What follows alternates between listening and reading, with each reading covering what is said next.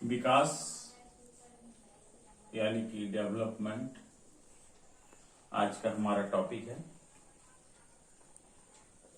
विकास शब्द का जो व्यापक अर्थ है हम देखेंगे इसमें उन्नति, प्रगति, कल्याण और बेहतर जीवन की अभिलाषा और इस अभिलाषा के विचारों का वाहक है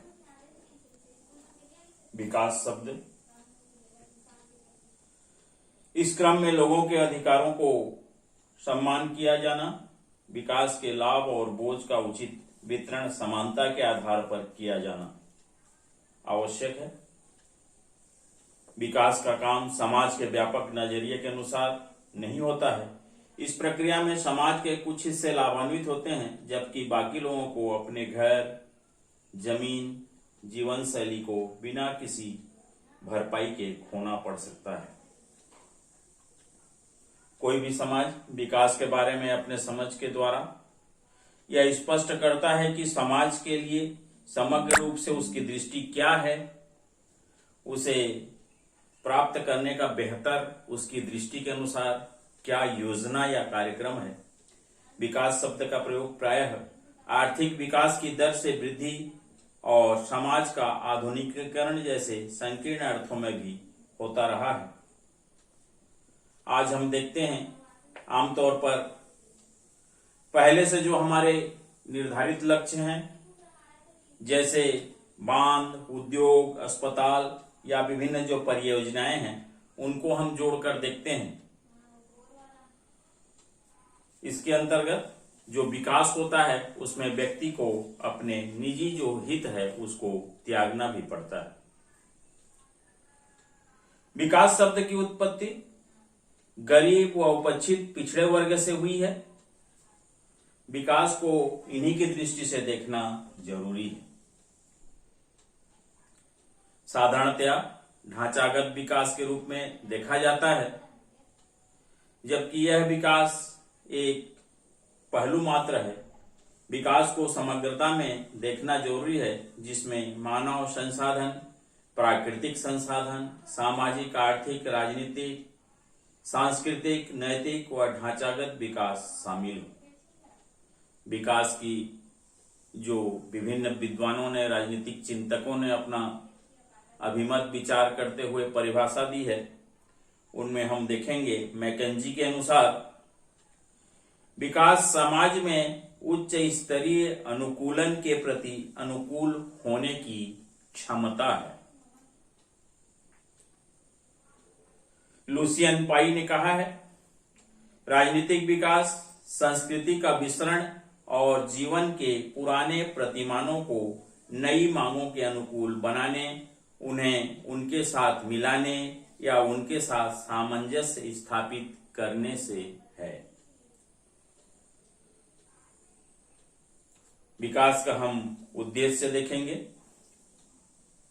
उद्देश्य के अंतर्गत सबसे पहला,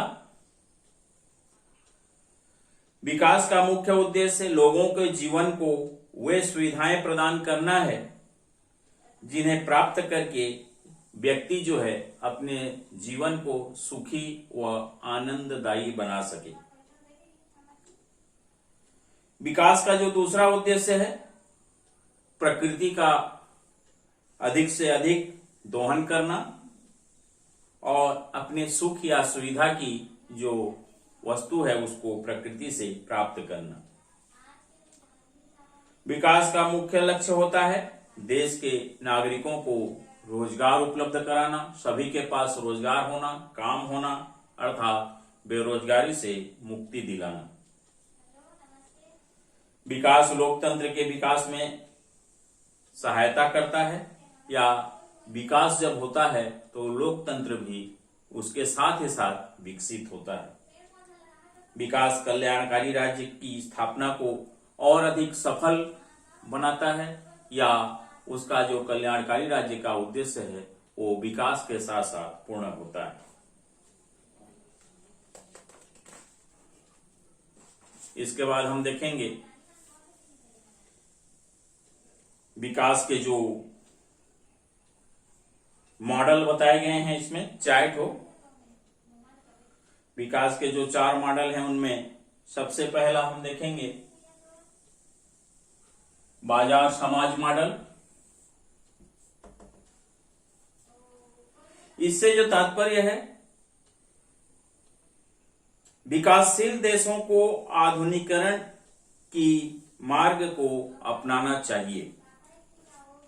राजनीतिक रूप में इसका जो अर्थ बताया गया है, तात्पर्य स्पष्ट किया गया है, उसमें प्रतियोगी बाजार अर्थव्यवस्था को अपनाना तथा सामाजिक अर्थों में समानता के अवसरों को बढ़ाना तथा योग्यता को सम्मान देना।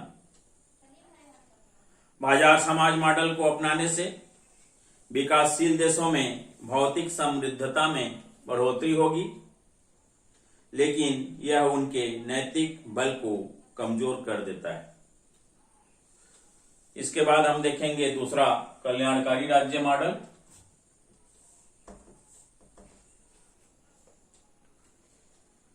पश्चिमी देशों में उदारवादी लोकतंत्र विद्यमान है। साम्यवाद के पतन के बाद उदारवादी लोकतंत्र विकासशील देशों में भी एक प्रमुख शक्ति बना हुआ है। उदारवादी विचारकों ने मजदूरों को पर्याप्त मजदूरी प्रदान करने की आवश्यकता को तो स्वीकार किया है, किंतु इसके साथ ही उन्होंने निजी संपत्ति के स्थापना या उपयोग पर भी बल दिया है। उनका मानना है कि अर्थव्यवस्था बाजार शक्तियों द्वारा नियंत्रित होनी चाहिए। वे उत्पादन और वितरण के सभी साधन, और सभी साधनों में प्रमुख रूप से हमारी जो विभिन्न फैक्ट्रियां हैं, उत्पादन के साधन हैं, भूमि है, परिवहन है, संचार के जो साधन हैं, बैंक आदि हैं, वो पूरी तरह से जो राष्ट्रीयकृत किया जाता है, राष्ट्रीयकरण किया जाता है, उसका वो विरोध करते हैं। अधिकांश उदारवादी राज्य कल्याणकारी राज्यों को या कल्याणकारी राज्यों के रूप में अपना रूप को विकसित कर चुके हैं। इसके अंतर्गत बेरोजगारी, वृद्धावस्था, बीमारी, अक्षमता की स्थिति में नागरिकों को वे आर्थिक सहायता प्रदान करते हैं। कल्याणकारी शब्द से ही स्पष्ट है, ऐसे कार्य जिससे लोगों का हित होता हो, कल्याण होता हो। तीसरा है हमारा समाजवादी मॉडल।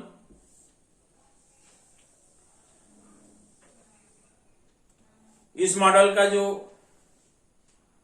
विकास है, साम्यवादी मॉडल, इसमें रूस, पोलैंड, हंगरी, रोमानिया, चीन, क्यूबा, वियतनाम और अन्य साम्यवादी देशों में अस्तित्व में यह मॉडल आया है।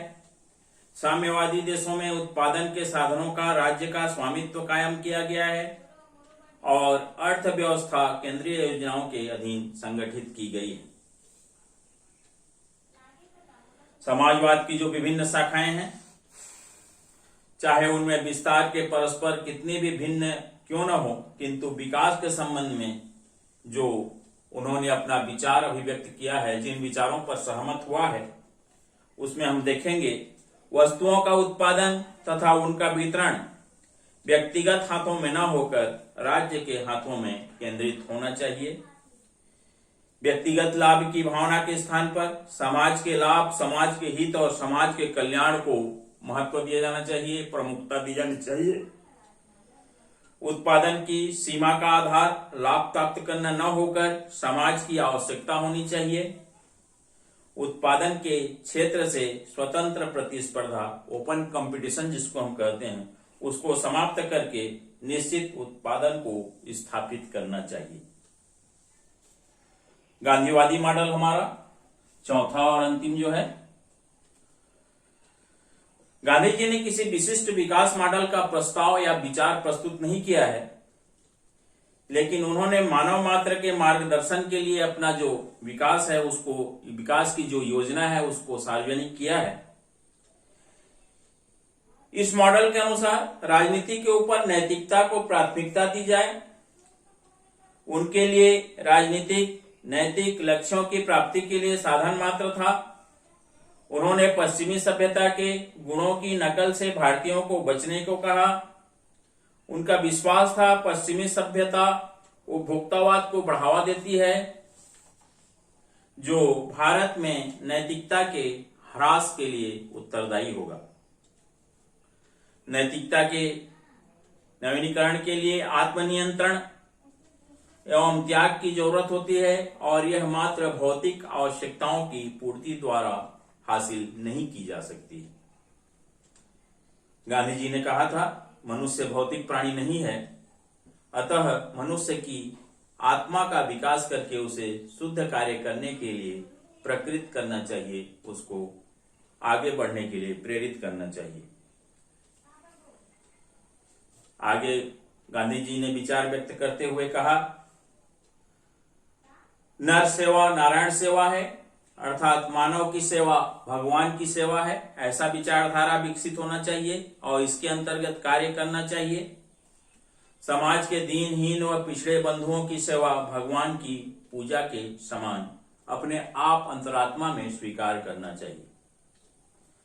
गांधी जी न्यासित अवधारणा उनकी जो थी, उसके अनुसार मनुष्य के पास कम या अधिक जो भी धन संपत्ति है वह उसने समाज से प्राप्त की है, और उस संपत्ति पर समाज का भी अधिकार है। मात्र कमाने वाले का या संग्रह करने वाले का अधिकार उस पर नहीं होना चाहिए। संपत्ति रखने वाला तो समाज की संपत्ति का रखवाला है, और संरक्षक या मात्र वो न्यासी है। आगे उन्होंने अपने विचार को अभिव्यक्त करते हुए अपने मॉडल में कहा है, बड़े पैमाने पर उत्पादन मानव दुख का कारण है। बाजार अर्थव्यवस्था शोषण पर आधारित है। श्रम का सम्मान किया जाए, अर्थव्यवस्था का विकेंद्रीकरण हो, कुटीर उद्योग पर बल दिया जाए, तभी समाज का विकास संभव होगा। भारत ने मिश्रित अर्थव्यवस्था का भारतीय मॉडल अपनाया। इसमें निजी और सार्वजनिक दोनों क्षेत्रों को देश के आर्थिक निर्माण में महत्वपूर्ण भूमिका सौंपी गई है।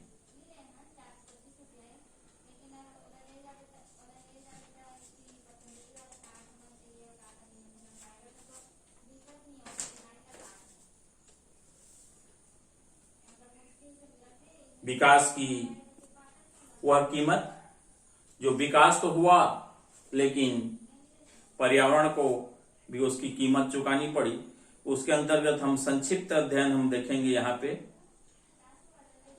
विकास के वजह से अनेक देशों में पर्यावरण को बहुत ज्यादा नुकसान पहुंचा है। विकास के परिणाम स्वरूप पूरी आबादी या उसके परिणाम को महसूस करने लगी है। हम देखते हैं हमारी जो भूमि है, हमारे जो जल हैं, वन हैं, और उसके साथ ही साथ जो प्राकृतिक संसाधन हैं, निरंतर से उनका दोहन हुआ है।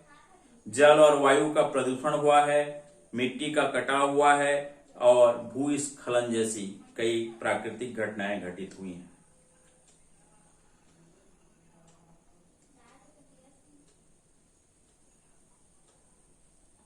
इसके साथ ही साथ हम देखते हैं पर्यावरण के अंतर्गत जो हमारा भूमंडलीय तापन है, उसकी समस्या भी अत्यधिक गंभीर हो गई है। इसके अनेक कारण हैं, जैसे वनों का विनाश होना, वनों की मात्रा में कमी होना, वनों का कटाव होना, उद्योगों में कोयला, जीवाश्मी ईंधनों और मोटर वाहनों में पेट्रोलियम ईंधनों का व्यापक उपयोग, हमारे वायुमंडल में हानिकारक धुआं और विषैली गैसें जो बहुत ज्यादा मात्रा में निर्ममता के साथ छोड़ी जा रही हैं। वैज्ञानिकों का मानना भी है कि अलास्का में जलवायु उष्णता के कारण 1950 से वर्ष 2002 के बीच 10,000 से अधिक झीलें सूख चुकी हैं या फिर उनका आकार छोटा हो चुका है। रूस में एक रसायन उत्पादक संयंत्र वायुमंडल में अनेकों वर्षों से रासायनिक धुआं छोड़ रहा है, और उस रासायनिक धुआं के परिणाम स्वरूप आसपास में जो क्षेत्र स्थित हैं, बलूत और चीड़ के वन, वो समाप्त हो गए हैं।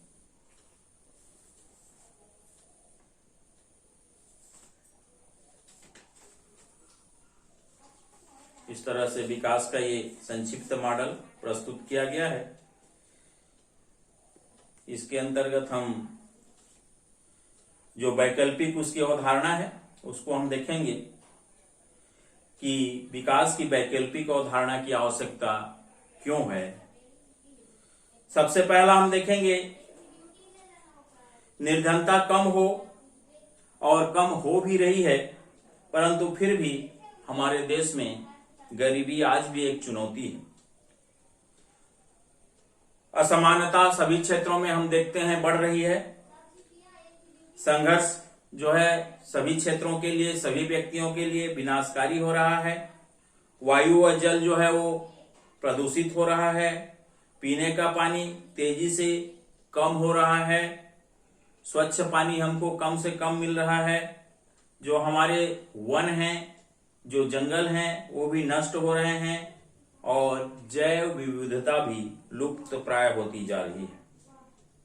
आज हमको जरूरत है विकास के ऐसे मॉडलों की जिनमें प्राकृतिक संसाधनों का, प्राकृतिक साधनों का कुशल ढंग से प्रयोग हो। भावी हमारी जो जीवन पीढ़ी है वो उसकी किसी प्रकार की गुणवत्ता में, क्वालिटी में कमी ना आए। प्रदूषण को हम रोकें, प्रदूषण की वृद्धि न हो। आर्थिक विकास को सीमित नहीं करती हो, ऐसा मॉडल होना चाहिए। साथ ही साथ पर्यावरण भी हमारा संरक्षित होना चाहिए। वितरण संबंधी सभ्यता हो। मानवीय भौतिक प्राकृतिक पूंजी के संरक्षण की व्यवस्था हो। विकास के फायदे सभी लोगों को प्राप्त हो। सभी लोग अपना विकास को महसूस करें अपने निजी जीवन में। विकास में लोकतांत्रिक सहभागिता को महत्व दिया जाए।